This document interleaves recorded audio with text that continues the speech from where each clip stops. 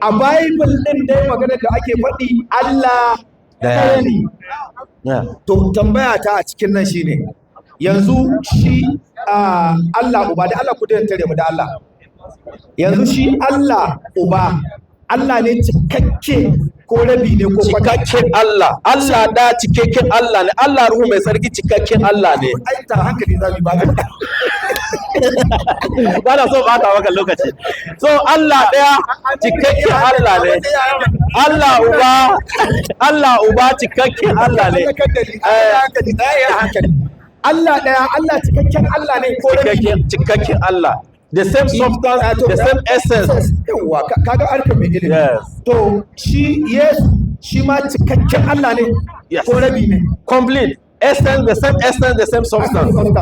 To ruhu mai tsarki cikakken Allah ne ko rabi Cikakken Allah ne, same essence, same substance. To yanzu idan ka ɗauko Allah uba Allah cikakken Allah. Yes. Yesu cikakken Allah ba rabi ba kwata. Allah ruhu mai tsarki cikakken Allah ba kwata bane ba jona ake. Allah nawa kenan? Allah daya ne.